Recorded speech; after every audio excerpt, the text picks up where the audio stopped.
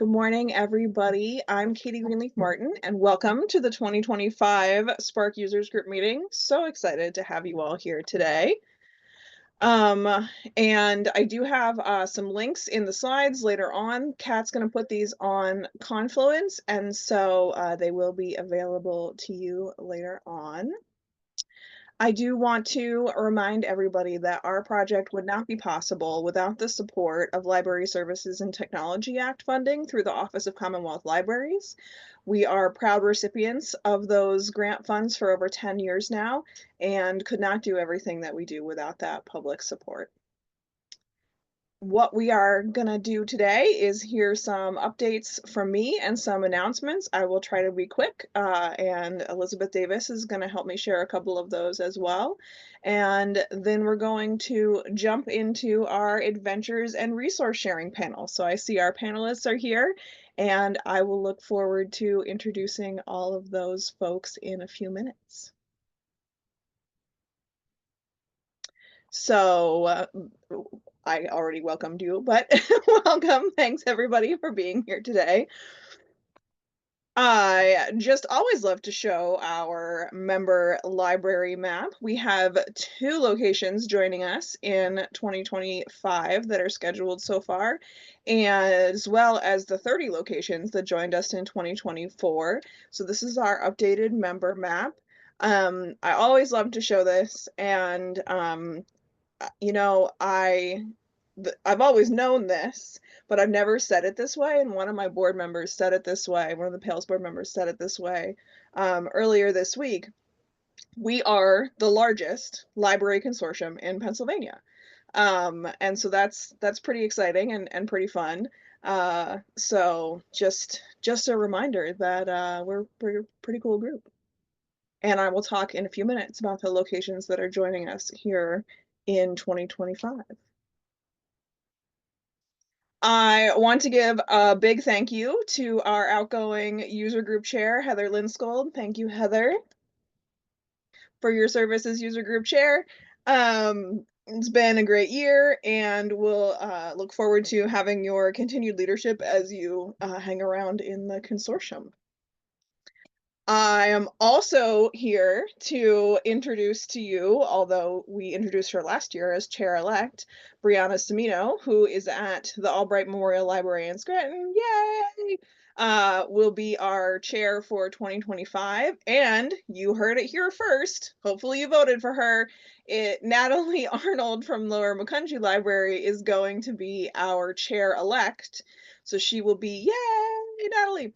Our chair-elect for the rest of 2025. And then this year, or next year at this time, I will be introducing her as the incoming chair. So welcome, Natalie. And thrilled to have you coming on the exec team. Speaking of Natalie, she is the now outgoing reports chair, so we will be looking for a new reports committee chair if anyone has an interest in that. And thank you to Betty, Tessa, and Danielle as well for their service as committee chairs. I know we'll all be joining them in the user group meetings over the course of the next week and a half, and so really appreciate the work that all those folks do and looking forward to some exciting presentations. I also want to give a big thank you to the PaILS board, great group of folks, do a really good job supporting the consortium and supporting the organization. So thank you to everybody, current and past PaILS board service. And you know us, but Kat and I thank you. Kat, Elizabeth, and I are proud to be the PaILS team, and we're excited to be with you here today. All right, I have 4 announcements for folks before I get to our adventures and resource sharing panel. Elizabeth is going to help me with a couple of these. We're going to update you on what we've been doing with data privacy, and welcome Northampton and Lansdale, our 2 libraries that are joining in 2025, as well as talking about a couple of things that we'd like you to sign up for, which are the 2025 Evergreen International Conference and reporter trainings for the new reporter rollout later this month. So, Elizabeth, I will throw it over to you. Thanks. So, we started rolling out our provisions from the Spark patron data and privacy policy. So, with that, started on December 26th, 2024. So, you'll notice now that full ID numbers will be redacted in patron accounts. So, if you put in a full driver's license number, it will redact it down to the last four digits of the driver's license or any ID field. And that's just to provide additional privacy for patrons and to make sure that we're not storing any unneeded, I always forget what PII stand, personally identifiable information in the accounts. We're also aging circulation, and this happens 18 months after the checkout date, as long as that's not the only checkout. So if it's the only checkout, the name will stay there forever. But as other people check things out, you'll start to see these indicators that it's just age circulation instead of a link to a name. You still see all the pertinent info, like when it was checked out, when it was checked in, due date, and stuff like that. And then finally, what we will be doing on a daily basis is Evergreen flags patrons as deleted, and this is only patrons, it's not staff accounts. Patron accounts that have expired 5 years ago or more, and then it will then go through at the 10-year date and anonymize them completely. So it'll take out all their name and contact info and all of that at the 10-year mark. We do want to make sure that you're aware that an account can be expired, but if it has recent activity within the last year or so, it's not deleted. And we do want to delete them because these might be patrons whose cards expired a long time ago and maybe are trying to log into the OPAC or trying to use online services. So we didn't want to delete them in case you do not filter out expired cards for those services. So we do encourage you to make sure your Overdrive and Libby or I'm completely blanking on the other ebook providers or your time management software, print software. So they could still try and log in, but we encourage you to update those accounts so that you get credit for them and as they're valid updated accounts. And then also we don't delete anyone who has bills on their account. So I think that covers everything in a very inelegant way. Thank you, Katie. Thank you, Elizabeth. If you do have any questions about that, feel free to send us a support ticket and we will be happy to talk about it more. Okay, so this year we're excited to have a new partnership. Not a new partnership for the organization, but a new partnership for this particular event. So, as you will recall, we have PaILS has historically offered sponsorships to the Evergreen Conference, particularly when it's online. We're able to pay for just about anybody who's able to attend.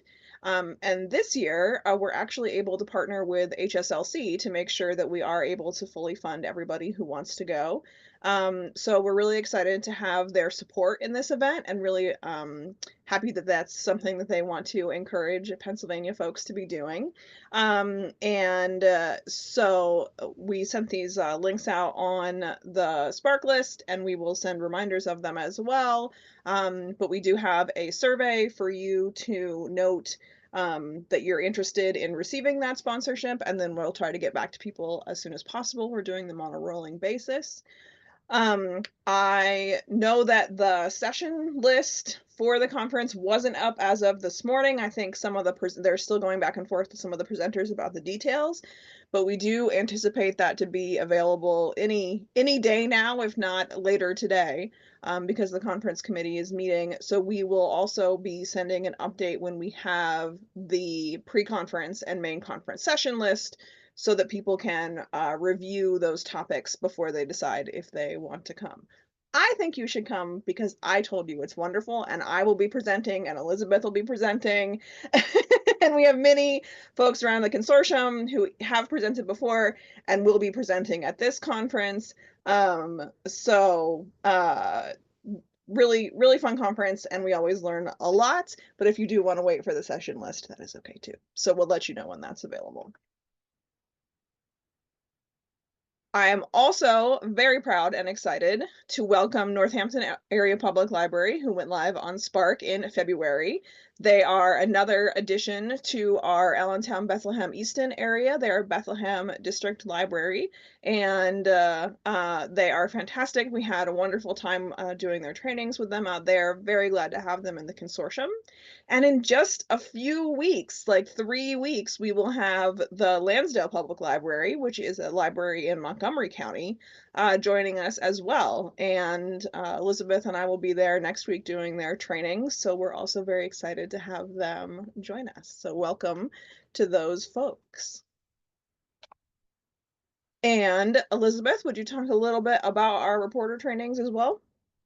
Sure. As you may remember, back in November, we upgraded to 3.13, and with that came the new redesigned reporter.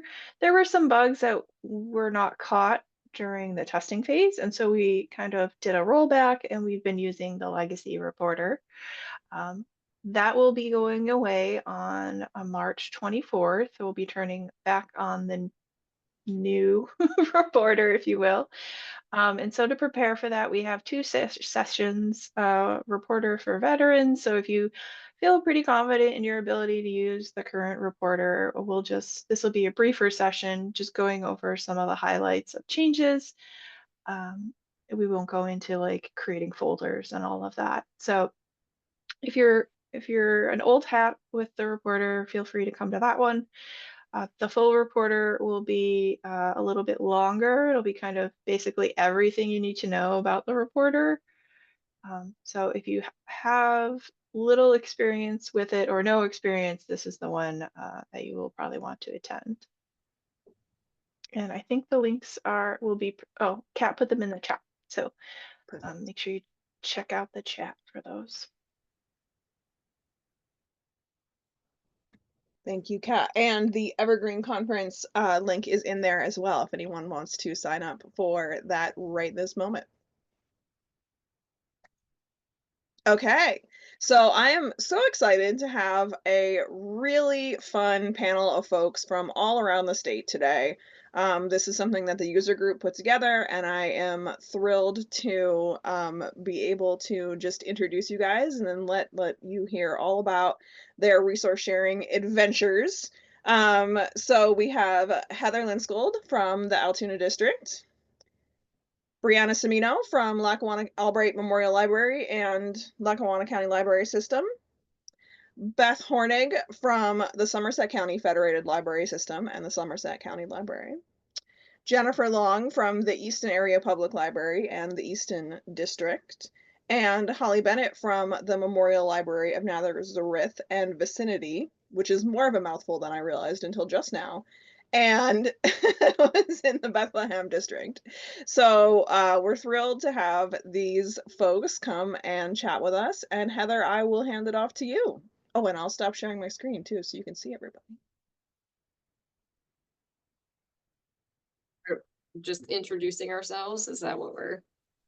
It's So the resource sharing, so I was under the understanding that you all were mediating the resource sharing panel. So I will. Yeah. Okay, wonderful. That's okay. So I'm Heather Lindskold. I'm from the Altoona District Libraries, which is Blair, Bedford, and Huntingdon counties.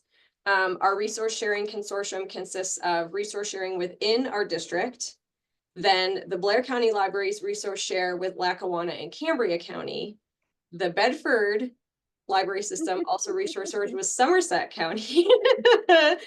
So we have a very interesting setup for our resource sharing here in this area. I'll stop there and I'll let each person that's on the panel kind of introduce themselves and talk about where they resource share so people have a background. So Briana, do you want to? Sure. So tying into Heather's, I'm from the Scranton Public Library, which is in the Lackawanna County Library System. We do have a resource sharing agreement with Blair and Cambria counties. That's our oldest resource sharing agreement. And then in the past couple of years, we did also start a resource sharing consortium with our entire Northeast district. So that is Lackawanna counties, Susquehanna, Tunkhannock, Wayne, and Pike. I think that's all of us, but yeah, awesome. So yeah, that's our experience with resource sharing. And Beth.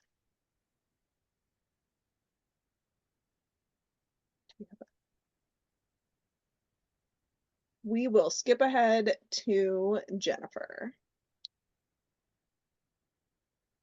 Good morning, everyone. My name is Jennifer Long. I am the library director of the Easton Area Public Library and the Easton District. We actually have been resource sharing with the Allentown and Bethlehem Public Libraries since 2013, before we were even with using Spark. But recently we started resource sharing with our district libraries, which is Monroe County. And then we started resource sharing with the LCLC libraries. And of course, we were sharing with our great neighbor in Nazareth. And as I joke with Elizabeth and Katie, I don't want to stop there. I want to just keep not taking over, but continuing to partner with everybody in the whole state. So that map that Katie showed a little bit ago, I wanted to be able to share with all of you eventually. So I love resource sharing.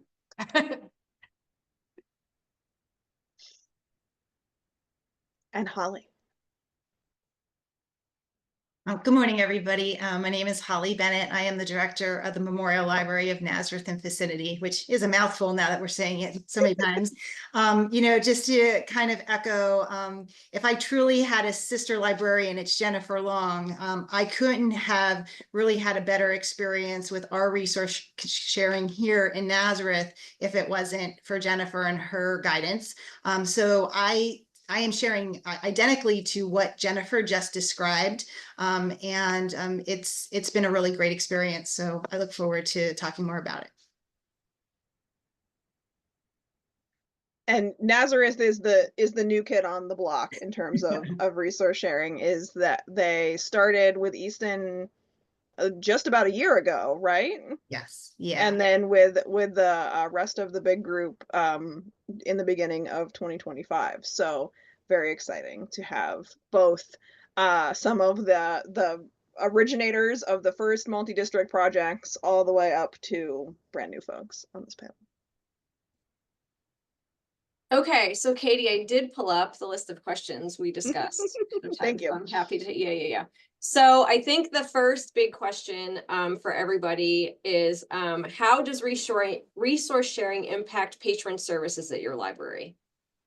So since I'm already talking, I'll touch a little bit on that. So we're a pretty small, especially Blair County is a pretty small county, and a lot of my libraries are small libraries. And so we really thought that when the resource sharing started, we'd be able to offer, and we can offer so many more books to our patrons that we maybe necessarily can't afford, or things that are kind of esoteric that, not every library has, which is, we have a lot of those patrons who read very widely and read some very interesting things.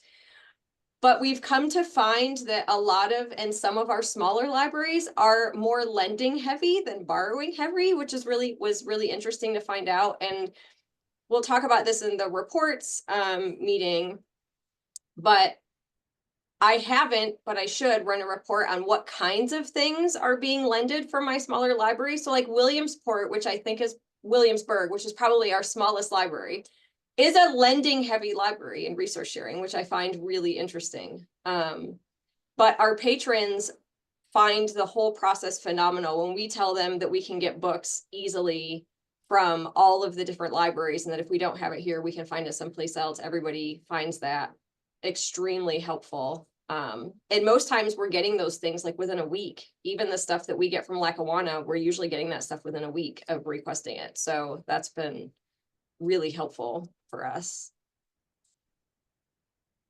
And I'm just going to say, if the rest of the panel, if you just want to jump in, you know, and doesn't need to be real formal here. And Beth Hornig isn't able to join us. We do have Terry Foster from Myersdale, who is also a Somerset County librarian. So Terry, feel free to weigh in on any of this as you have opinions. Yes, please. It doesn't there. I'm having trouble unmuting. We share with, we started with an arrangement with Bedford County. And then we've just added Cambria County, which makes perfect sense because they're our district library.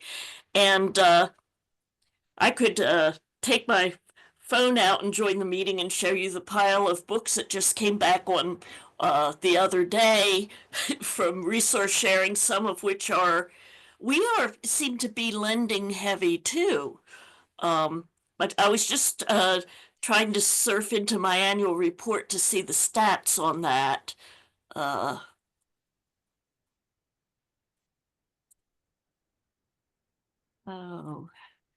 But it really is interesting. We have a little bit of confusion in that we do that, but we still do share it, of course.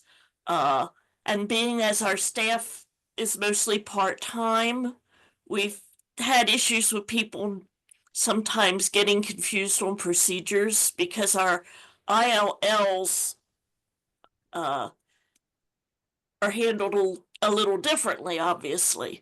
But all in all, I think it's been working really well. And there seems to be a lot of traffic back and forth of books coming and going. So it's really, really good. It's very helpful for patrons to be able to see the different options now from the OPAC. It's just been really good. I agree. And the fact that Beth works at both of our libraries, she works here at Myersdale 7 hours, as well as full-time at the county library. So she ferries a lot of the books back and forth, which makes for swift turnover. Because they all go out of Somerset, out of the county library. So that's our story. I agree. As from Lackawanna, we've been seeing with our data that we're actually like lending heavy with one of our resource sharing and then borrowing heavy with the other. So I could say that it's actually really helpful in both directions. We're able to be lenders to our district where I know they have much smaller budgets than we do and a smaller size. But we've found that with Blair and Cambria, we're actually borrowing heavy, which is a mix of, it helps us, like Heather mentioned, get those really obscure titles, because I can't remember which of you someone has a really great urban fiction collection. And there's all these very obscure urban fiction books that we have a couple patrons really like, and some of them we can't get because they're not in print anymore, especially those like mass markets. So it's been really great for helping us get in some of those like more obscure older titles that we couldn't get even if we wanted to. But then what we've also found is that we have a pretty, and we're very lucky, we have a very pretty substantial patron base who like to borrow a lot of the newer titles. So we might see 50 to 70 holds on the newest Patterson or the newest whatever it is. And we found that we end up sucking up some of Blair and Cambria's books of those once their patrons have used them. And then that way their books are still circulating and not just sitting on the shelf, but also our patrons get them a little sooner when there's this massive holds list and we can only buy so many copies between all our libraries. So it really works out in both directions for us. And certainly for us, with the Lehigh Valley, because of our geographic situation and how close we are, when the Allentown, Bethlehem, and Easton started resource sharing 13 years ago, we purchased a van that we shared items directly daily. And of course, Allentown, Bethlehem, and Easton are district centers. And part of our district agreements is we had, I know Allentown and Easton had daily delivery to their district libraries.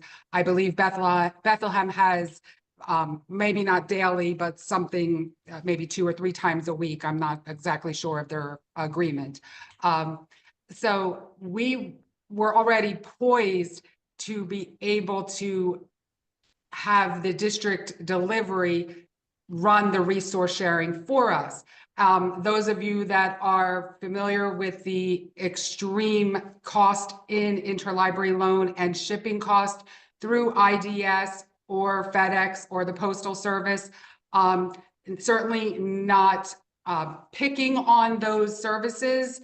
It is what it is, but when we have this platform already in place, why wouldn't we erase those boundaries and resource share? That is really what pushed us to calling Katie and Elizabeth last year and saying, can we do this? We already have literally the vehicle in place, and that's why we did. And in the first 6 months that we expanded to the 2022 libraries, over 100,000 items circulated in 6 months. And again, that's not to, as much as I joke about my global takeover, Lehigh Valley takeover, it's really not for me. It's really for the patron. They get that item coming from one part of the Lehigh Valley to the next, usually within a day or two, depending upon how the delivery, when the delivery driver goes, for it not to go through the mail. And that's what what we see. And when, because of the way the district delivery takes it, Easton, of course, becomes a hub. Allentown becomes a hub. I see what items are then getting ready to be transferred to the next locations, and to see the range of items, whether it just nonfiction books, fiction books, all the Colleen Hoover books. It's great to see that these items that would be trapped at their own location, just being able to share. We've always participated in interlibrary loan, of course, but it makes me feel good that patrons are able to tap into this and see these items just get moved out. So if our role is just helping the facilitator, moving things about, so be it. I'm happy to be that part, because it is for the patron at the end of the day. And if I could just jump in, I know we've been talking a little bit about the emphasis of and the dramatic change we might be seeing in ILL. So the Nazareth Library is very new to this. We've only been resource sharing since January 8th. But in 2024, in January of 2024, we had 108 interlibrary loans. In January, at the beginning of February, we only had 25. Of 2025.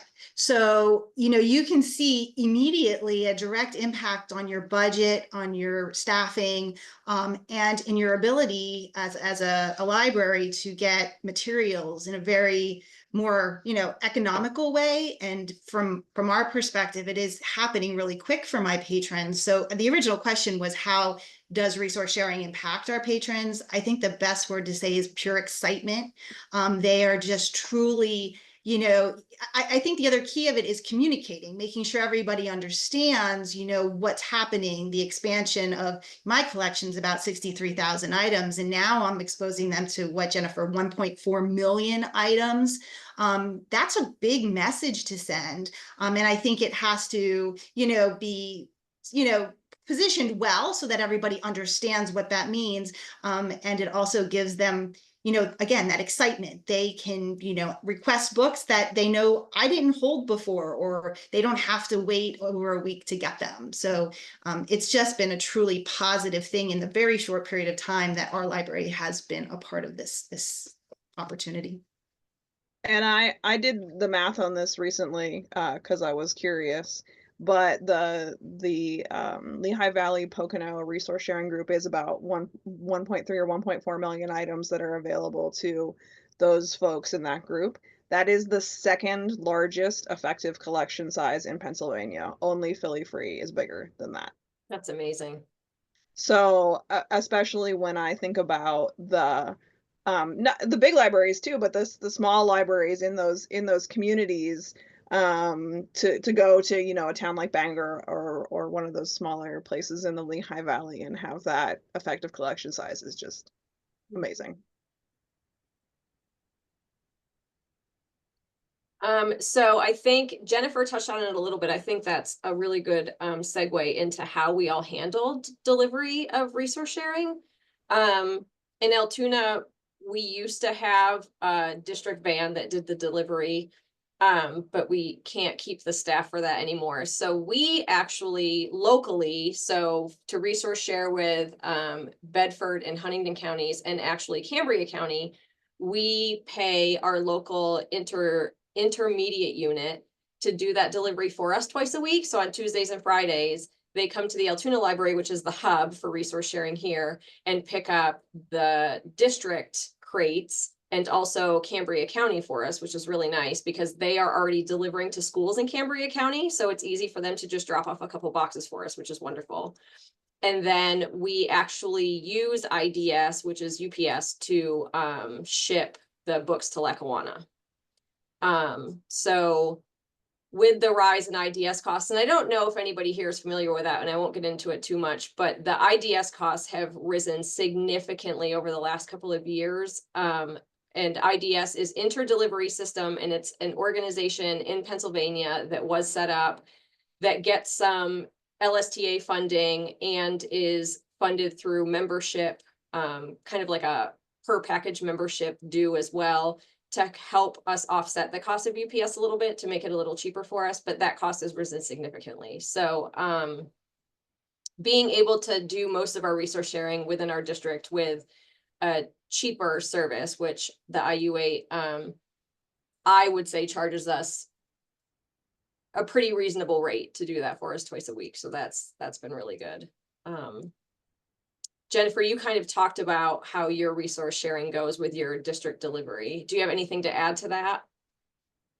Okay. No, that's just the only thing that I have to add to that is beware of the monster you create, because if we don't go one day, oh my. We had last summer, our driver, we knew our driver had asked for vacation, perfectly reasonable. But because of some other complications, yours truly ran the delivery. And because of my own schedule, we had to skip a day, and I was basically going around to everyone saying, anyone want to drive? Anyone want to drive? And Matt from Allentown drove for us, which was very nice because, yeah, you don't drive one day and woo-wee. Or if we have a holiday or unexpected snow closing or such, or even anything like that, and we all get a workout. So, but for the patron, no question, absolutely. I'll do it again. So it's, but yeah, so and we've even talked about 6 days, but no one's really felt strongly that we need 6 days just yet. So I'm good with just 5 days right now. Briana or Holly, do you want to talk about how you get your books around? I mean, I might put her on the spot and call on Tessa because I oversee circulation here, but then I get to send all of our lovely resource sharing items downstairs to the interlibrary loan office where the wonderful Tessa Mitchell handles it. Hi, everyone. Tessa. Yes, our delivery driver, we do our research share with our district libraries. We go twice a week to, on one side, Wayne Hawley Pike, and the other side, Tunkhannock, Montrose, and Halstead. We already were delivering to them before resource sharing, but it's a lot easier for us we used to check out stuff to them versus now patient puts it on hold and they can easily bring it down. We separate it in a bin. We have to check it out. We don't have to do anything extra with it. It's so much less hands involved in it. It's easy to come down, put it in a bin, and our driver deliver it to each library that it goes to on whatever given day. We don't go like twice a week to Wayne Hawley Pike, and then Tunkhannock, Halstead, and Montrose on Tuesday and Thursdays we go to them, and then Wednesday and Friday. So we kind of split it up because as we all know, funding and stuff like that. So we only down to one driver. But so we kind of evens out. It Friday we had a day off, and as you know, when you miss a day, things get a little chaotic. But overall, driver was good with it. So hopefully when he comes back, it won't be too much stuff for us. But but overall, and I'll probably talk more about this in our ILL committee meeting on Thursday, March 19th at 10. So get more into that with that. So thank you. And as for the Nazareth Library, we just are really fortunate that we are located on the pathway between Easton and their other deliveries. So we are simply a stop for them, which was one of the main driving points for our relationship to really blossom, because it really made the most sense. I mean, you're driving right by, let's get involved. That's great. Does anybody here in the meeting today have any questions about anything we've already talked about before we move on? Heather, can I just add that a few of the library systems and like the resource sharing, they have multiple hops. So like if you're in Lehigh Carbon Library, you send all of your things to Allentown, and then Allentown will send it to Easton, and then Easton will send it to like Monroe.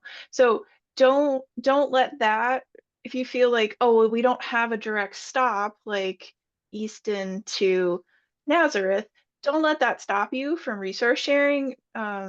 Even within Lackawanna County, things come and go from, the Albright, but then once they get to somewhere in Wayne, they go on another van and go to their final destination. So don't let that deter you. Those extra days is the equivalent of shipping something in the mail. So don't let that deter you. And also, I just wanted to share that we have a system set up in Evergreen where we take your delivery schedules into account for how it picks the items to fill holds. So if you have, a schedule that we deliver on these days to these libraries and then these days to other libraries, it takes that all into account and makes more of an educated guess, like, okay, well, it's Tuesday.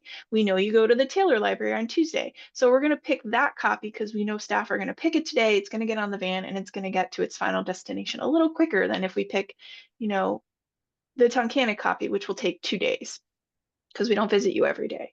So there's a lot more on the back end for picking holds that go into effect when you're resource sharing. So don't feel like, well, my stuff's always getting picked. And it's like, well, maybe, but you're the first person on the delivery list and you get picked, your stuff gets delivered every day. So we just want to make sure that you're aware of all of those things too. Thank you.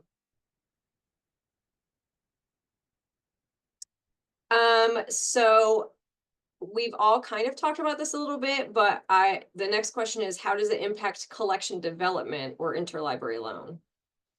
I will say that at least in Blair County, I think that it does significantly impact collection development, because a lot of the smaller libraries know that some of our larger libraries are able to purchase more things.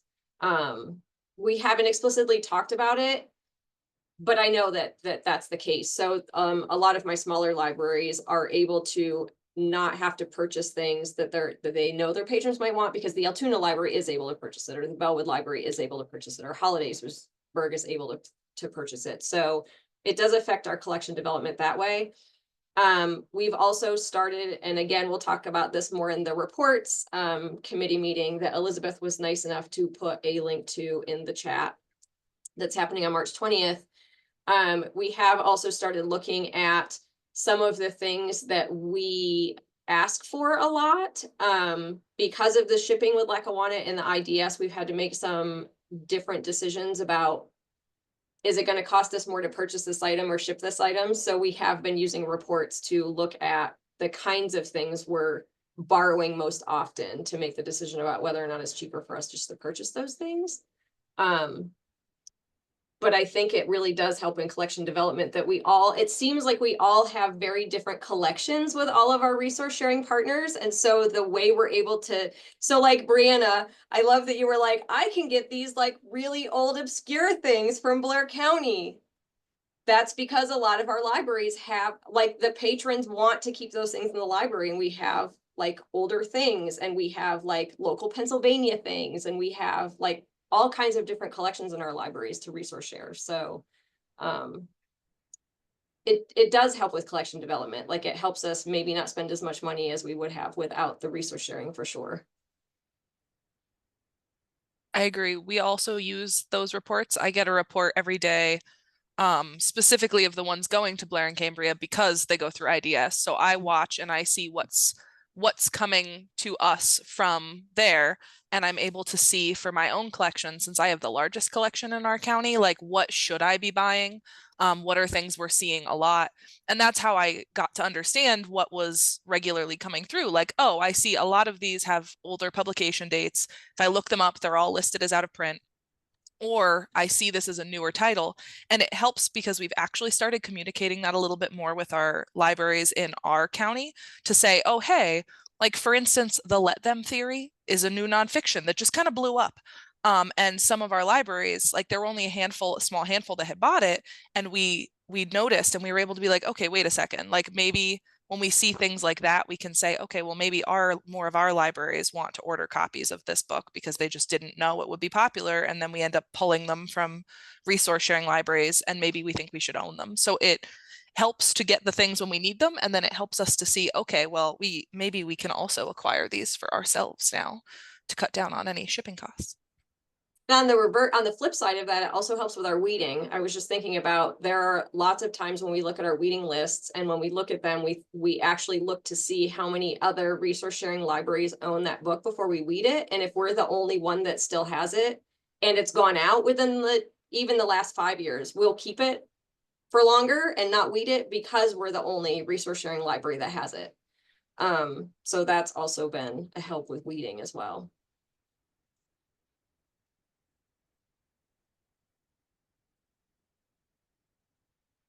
Does anybody else on the panel want to weigh in about the collection development piece? Katie, did you want to? So one of the things that I wanted to say for people who are not necessarily familiar with these arrangements is, one of the things that's actually in the MOU that we don't talk about a whole lot. So the way that we do this at the Spark end is we have kind of a process that we take people through when they're getting ready to resource share. And the biggest part of that process is the negotiation of the agreement between the libraries. And one of the things that's in our standard agreement, which is taken directly from the statewide ILL agreement, is libraries should not use this as a way to spend less on collections. This is a way for you to spend more effectively on collections. And so it's an interesting, like, kind of subtle shift of, like, you're not going to spend less, but you can be more targeted, and you can know what your patrons want, because you're getting the Let Them theory in from other libraries. And so I think it's a really cool, we have some systems where people specialize a little bit and they build up collections like true crime or urban fiction or kinds of nonfiction that people like, because they know they can do that, and they can pull from the specialized collections at other libraries. So it's it's a more complex and a more targeted approach to collection development, but I think there's so many opportunities there that we're just starting to get into at the consortial level in terms of working with people. And I know we've worked a lot with the folks at Albright to get to get them some exciting reports. And they'll be talking about this again at the reports meeting, but it's just you know, what even if you're just doing it with Share It, even if you're just looking at what you're getting in from other libraries, it's such an opportunity for collection development. And we love Share It. We love the access. You know, Pennsylvania is fortunate to have that really robust, truly statewide, all types of libraries ILL system in Pennsylvania. That is not something that every state has, and that is also a wonderful tool. And we always want people to be better participants in that as well, but while balancing that with resource sharing.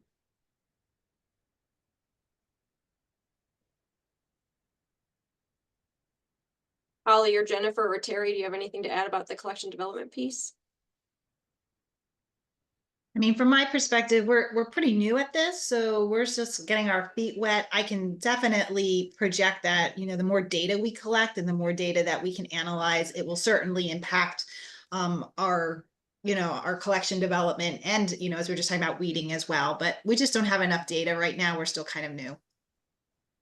I'm looking forward to the reports meeting to get a better handle on how to run reports to analyze this. Up to this point, it really hasn't impacted our collection development that much. But I'm eager to see the report templates and learn.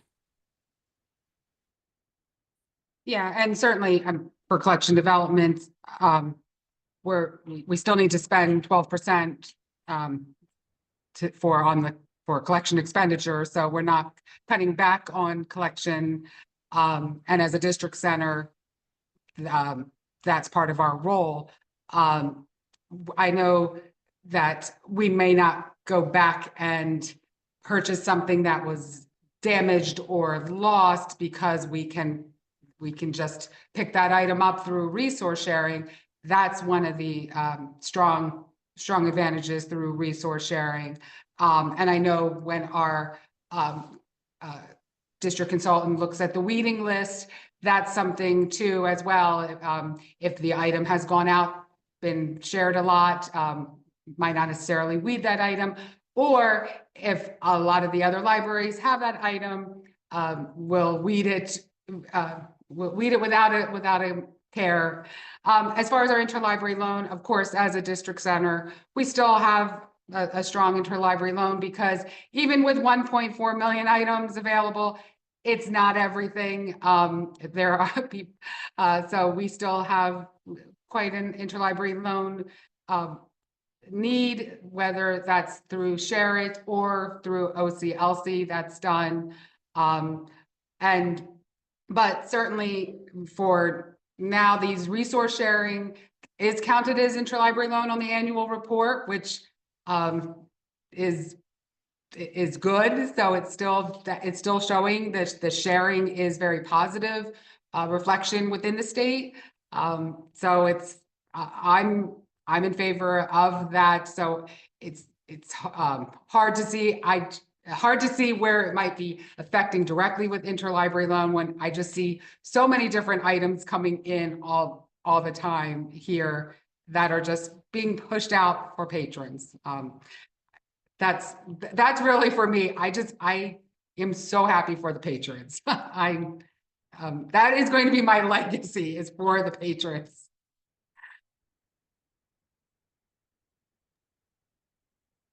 So for the panel, aside from like direct local location, how did you, so we have resource sharing partners in Lackawanna, which is very far away from us, and Cambria County, which is less far away from us, but how did the rest of you decide who you were going to resource share with? Like, how did those decisions come about? Who do you decide who to approach about resource sharing, aside from like direct local geographic location.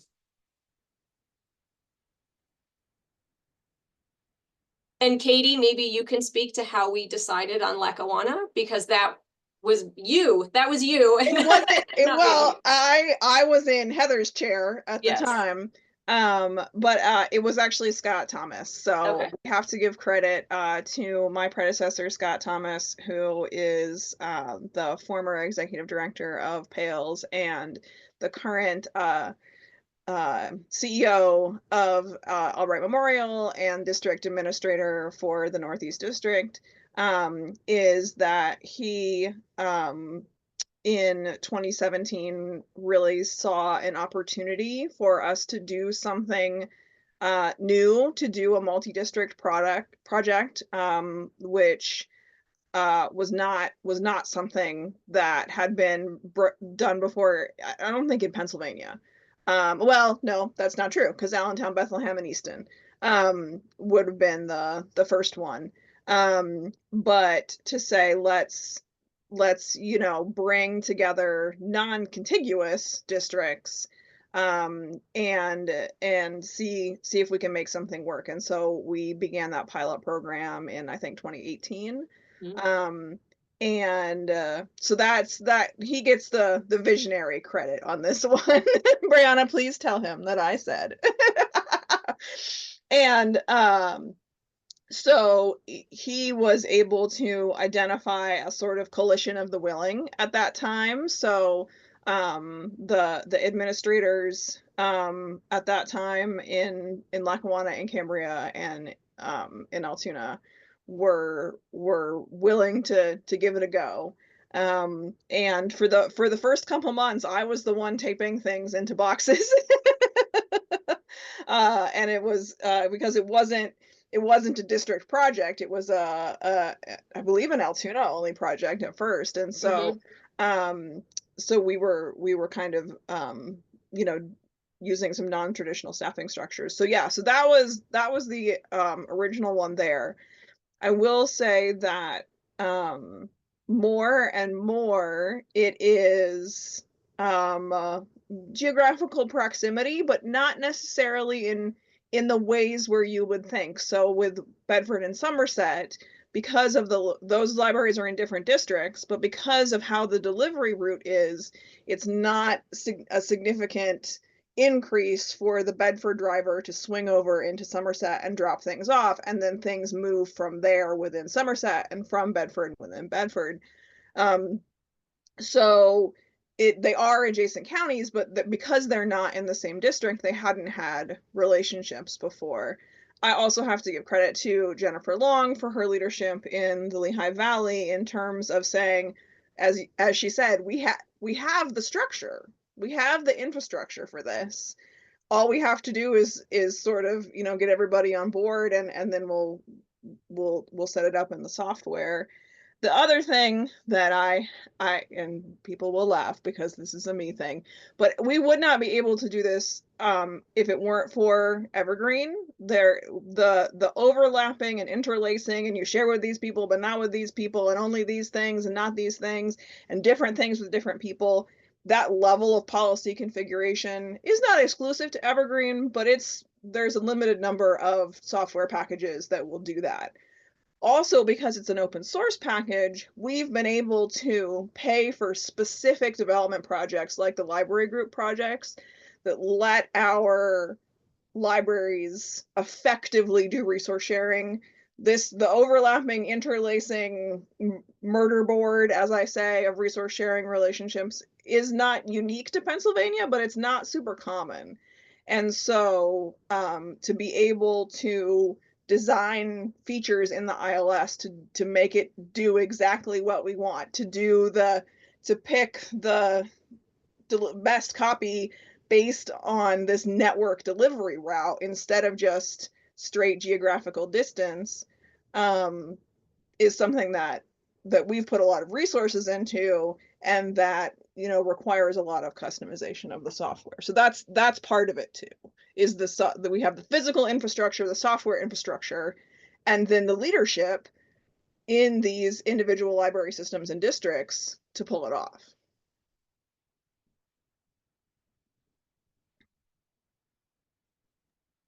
Thank you. I could not remember how we ended up resource sharing with Lackawanna. Like I Yep. racked my brain about it last night. Couldn't But remember. how because that Scott, decision was made. that's why. Yeah. That makes sense. There was a small project between Lackawanna and the Susquehanna libraries prior to the Cambria Blair. But then I that, wasn't counting that one because it wasn't multi-district, but it was multi-system. Mhm. And we've learned a lot since that project was 2016 maybe. So we've learned a lot in those years about how to write the agreement in a way that everybody's going to understand, how to train staff. And it is, as Terry mentioned, it's still sometimes weird and confusing about this goes in this one, you have the Access PA stuff and you have to use that and not the barcode on the item, but this one you have to use the barcode on the item. So there's definitely a lot of complexities.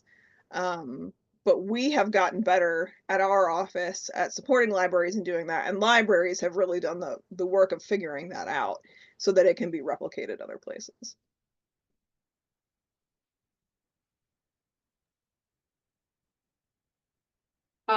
So we have till 11:30. I want to leave time for questions if there's questions. Okay. So here's it. I don't know that we'll get any answer out of this one. Is there anything that you dislike about resource sharing for the panel? Is there any downside to it that you've seen, or maybe something that's frustrating, or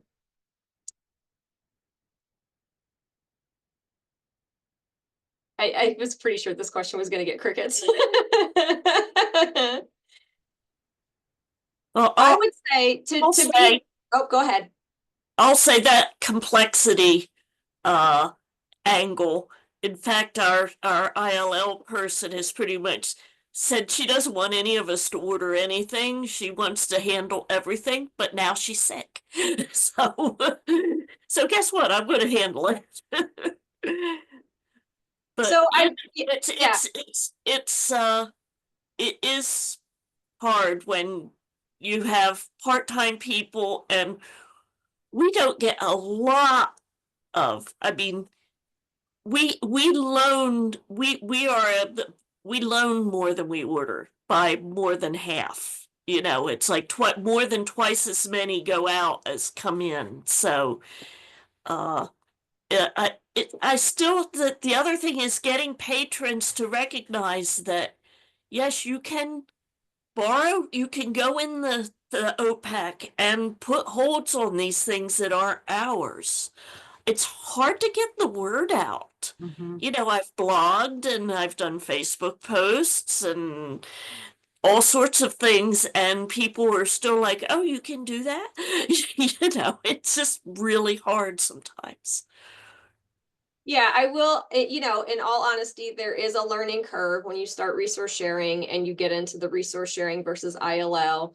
First, training staff to do those things and getting a good workflow and having that support available for staff, especially part-time staff who maybe don't work more than 15 or 20 hours or 10 hours a week.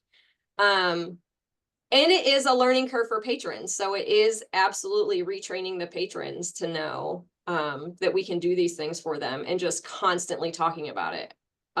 Even with the patrons you see every day, you'd be surprised how many of those haven't had to request a book outside of your library. And then when they can, they had no idea we were doing it, but we see them like, you know, 3 or 4 times a month, you know. So there is a learning curve, but I think once you get over that hump and once you are able to train the staff and get that workflow in place, then it becomes much easier. But I would say that, so for you, Holly, that would be like, you're in the learning curve phase right now. Does anybody else on the panel have any input about that, or? I mean, my only other tip is to make sure as you're getting into this that you have a really rigorous approach to your pull list, because that is something we've struggled with. We've had a lot of staffing turnover, especially recently, and it's hard when you are low staff to make sure you're on top of that pull list, especially when your pull list is big. But if you miss it in that window that you get, and then it goes to another library where it has to ship, like we have to be careful because since we're the district center, we have a lot of weird stuff that maybe the only other copy we can physically access is in Blair. And therefore, if we miss it in that 24 hours, it's going to be shipping all the way from Blair. So we have to try and be on it even when we are struggling to staff that list. And so what Briana is speaking to is that the rules on the back end about how it decides which book to pick, it will pick the I don't know how I want to word this, Elizabeth, like the most obvious copy, the one that will take the least amount of time to get there, but it will only stay there for 24 hours. Is that correct, Elizabeth, on all accounts? And so go ahead. Elizabeth, you can explain it like more succinctly. It targets the library. If it's at the library where the hold is being picked up, it'll target that copy first. And then we have it set up so that it goes out kind of in like a concentric circles. So like pick up library and then hopefully the system and then further out. So if you're in a district resource sharing agreement, we assume your districts are closer than, trans across the state. And then hope for Lackawanna or Blair or Cambria, it would go out to that wider group. So holds retarget every 24 hours, which is what Briana is talking to. So if patron places it on hold at 3 p.m. on a Tuesday, it has until Wednesday. They have until Wednesday at 3 p.m. to find it, pull it, and scan it into the system before it moves on to the next copy that it finds. So I wouldn't say that they are dislikes. These are just little things that you have to keep in mind when resource sharing.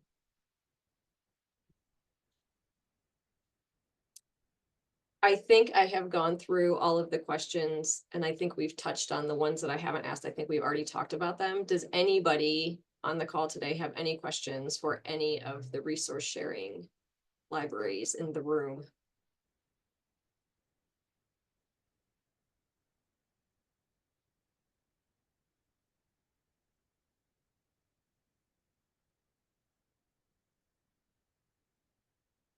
Do the PaILS folks have anything to add about resource sharing today? I will say that we did recently pay for development to help display the number of copies owned by a resource sharing group in your search results. This was a kind of a thing that the libraries were indicating as kind of a pain point for some of their staff. So when you do a search in the public OPAC and you search, say, I'm just going to keep picking on the Northeast District because that's where I live. So say you search the Northeast District for a title, it'll tell you how many copies are total within that resource sharing agreement. So all of those libraries. So, if you're doing a James Patterson, you probably see like 50 copies of 50 or however many Brave Souls buy. Whereas if you were doing it in the staff catalog, it will then also give you that same number, telling you there would be 50 copies within the group. It doesn't tell you who exactly owns them. You have to go a different way to do that. But as long as you know somebody has it in your resource sharing agreement group, you're safe to put it on hold, and wherever it comes from, it comes from. It's not super important knowing that 5 copies are in Lackawanna and 10 copies are in Blair, because you're not going to be able to safely know whose copy you're going to get. So knowing at least that you have a couple options is helpful. So we are excited for that. We don't have a date yet. We're hoping for 3/15, but it may be 4. We're not sure. We need some people to test it before it gets added to the software. But once it does, I'm going to fight and make sure it gets rolled back into the version we're on. And one little tip for you guys, in case you want to try something, again, I'm giving all credit to the lovely Tessa Mitchell. She made us a delightful sheet that has a breakdown of all of our resource sharing libraries by county. So we have a nice little list that we have access to that has like the counties and then what the codes are for each of their libraries, because it's great when like Blair's all start with BC, but then we get into Cambria, which has all different ones, and like all of the different places where you might want to be familiar with them. So that can be helpful if you're afraid it'll confuse your staff to see all these different libraries. That is a helpful. Katie did that here when she was in my chair. So that was already done for me. Yay. Yeah.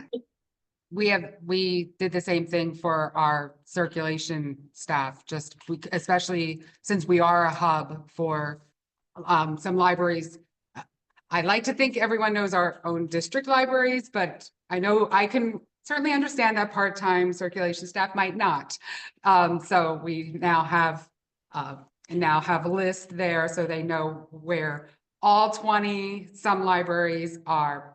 The other key that I've been working a little bit more of reference shifts because, you know, short staff, but I enjoy working reference because I am a reference girl at heart. And when I've been helping helping patrons look for items, and I talk all about the resource sharing, one thing that I've been doing is just even bypassing the whole group and just searching under Spark, because my thought is, chances are if we resource share with 20 some libraries, it's just a lot easier and just to go ahead and try to place the hold. And I've been very lucky that I can place the hold and the hold succeeds. So, and then I feel so good about myself because, you know, us library directors, when we get to play reference librarian again and feel like, yay, I did something right. I also, if you have long pull hold lists, I'll volunteer to come do it, because if I help in the morning and the staff is like, oh, the hold list is long, I will volunteer to go into the stacks because I love long hold lists. I just to get to, I know when you have I know short staff, I certainly know it. I live it. I know right now it's tough in libraries. It's tough everywhere, but the pull list is my absolute favorite in the morning, especially after a holiday when there's like a couple more. I'm like deep diving into the deep end, like, see ya, I'll be back when I'm back. And when you get your steps in, that's I know, what I get my love steps about it. I get my steps in. But it's to me, it's just, again, I don't know. And I know you're thinking, okay, we know it's for the patron, but I just think about, like, this is really what it's about. Yes, it's adding more work. And when I think about budgets, and when I think about driving, and our van is getting older, and all these things, and then I think about the patron that is looking for just these materials, and whether it's for enjoyment or entertainment, or for their child, or for travel. We all have so much, and I just am so happy that Evergreen and that PaILS and Spark just provides us this platform to do this really so seamlessly, that it's so important. And I do look to the day. I mean, I know I've been in, Scott and I have talked about how can we wrap Lackawanna into the family. And I know Elizabeth's laughing, and we've seriously talked about it, and it might not be today, but I could see we've already thought about, like, well, maybe we could meet somewhere in the middle of the night and switch out crates, not in the middle of the night, but switch out crates somewhere, because this is such an important role that we can play for patrons. So it doesn't matter if it is a van or if it is some kind of other shipping. I love hearing that everyone else is doing this, and I'm really I'd really like to see where else we can all partner together. I'd like to give a shout out to Spark for a new thing that we've done in resource sharing that I just got notified is gone live, in that we have our bookmobile patrons now have the option to pick up books at the Turkeyfoot Lending Library, which is it's not a state-aided library, but it's a library that the county library is sort of partnering with. It's just a lending library, a little in Confluence, and that gives bookmobile patrons a place where they can go where they don't have to meet the bookmobile at the time the bookmobile is scheduled. So I think it's really neat that we can send books there for people to pick up. So I will say, this is something that's an option that we have if folks want to do a pickup only location. So can't have staff or items or patrons. But if people want to do a pickup only location, we do have a different pricing option for that that is very affordable. And so we have a few places. Somerset County is the newest one. There's one in Huntingdon as well, where people have installed pickup in Huntingdon. They're actually lockers. They're not the high-tech lockers. They're literally lockers with padlocks. And you get emailed the combination to the padlock and you can pick up your thing. Which is especially great for a pickup location that doesn't have internet service. In Turkeyfoot, I think it's like a bin or something. I've also gotten to say Turkeyfoot more times in the last month than I ever thought was possible. So if anybody has kind of like an idea about how you could do an outreach pickup location, we have a little bit of expertise in this now, and we have some resources to help people, and we can connect you to with the other libraries that have done that. So yeah, definitely a real opportunity, especially in our more rural areas where we don't have good density of libraries. And even where you do, still putting books where people are, right, is always a good thing. Thanks, Terry. At the end of this, I would also like to add that you've probably already picked up on this, but none of us who resource share like this could have done it without the help of the PaILS folks. The team we have at PaILS is absolutely fantastic. The support is absolutely fantastic. Even if you don't have questions today, if you have questions in the future about resource sharing, I mean, feel free to reach out to any of us, but the PaILS staff is so knowledgeable and they are so helpful. And I know they can answer any questions that somebody comes up with, and the support there for the resource sharing is fantastic. So I did want to make sure I said that because y'all are great folks there at PaILS. Thank you. Thank you.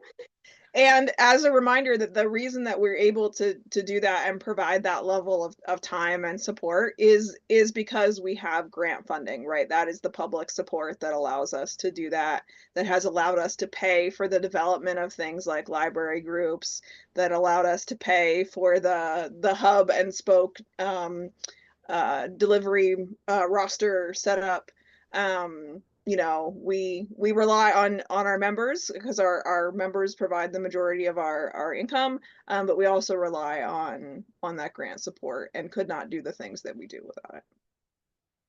Edie, if I could just jump in one more time, and I echo the support is phenomenal. We always love having you guys here, and it's always a fun time. But if there are libraries out there considering resource sharing, I would offer one of my strategies as I start to bring on our library to the expanded consortium, as we started with Easton Area Public Library, is please keep your boards informed. It's really important to keep those communication lines open and to explain to them, and they have an understanding if it is affecting your budget, or, you know, like we've talked about, we still have to meet our state standard. So it doesn't mean that that line item is going away. And even further, in my situation, I'm supported by 4 separate municipalities. It was really important not only to make sure the board had a very strong understanding, but I went to each township manager, because the last thing you want them to have is some, you know, skewed understanding of what are you doing with my taxpayer money if you're circulating these books to 22 other libraries throughout 3 counties. So if you are thinking about moving forward, whatever your financial support looks like, and at least your board, please make sure that there's a good understanding of that. There's so many positive things, and if they do have a very good understanding of how it all interacts, it's really very easy to accept. But certainly communication, as with anything, whether it's part-time staff who are helping you, you know, sort books, or it's your board or whatever, communication is always important. And I will say that one of the things that I did in Blair County was to take the graph of transits So for the Blair County libraries, they were not resource sharing when I came on in between them, and they had county funding. So to be able to show the number of things that are moving around within the county was huge for our county commissioners, right? And really allowed them to justify that support for all 8 libraries in Blair County. And it's also just nice to have graphs that go like this. And so it is really exciting, and the more that you can keep people on board. And I know that we have a lot of libraries that tell stories about board members who were nervous about, everything is going to be gone from our shelves. I can't tell you how many times that I've heard that. And in my experience so far, all of those folks are now converts, right? They see that the shelves are not empty. All of the, we protect, almost all of our libraries protect all their new stuff, so all the new stuff's there, and they're able to get in, the DVDs. My example is always the British TV shows from the 80s and 90s, because I get them from Scranton, and you can watch Blackadder and Hello, and things that aren't on streaming services. And so it's a great opportunity to give those folks an opportunity to get something that they want. So yeah, that's really powerful. Thank you, Holly.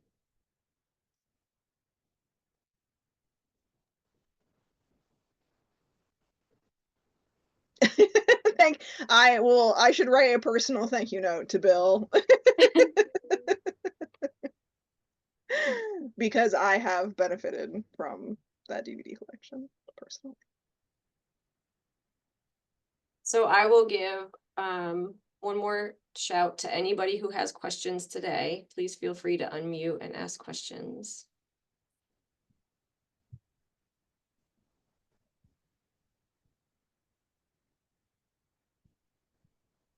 And if not, PaILS folks, is there anything you want to say to wrap up the meeting? Is there anything you want to wrap the meeting up with?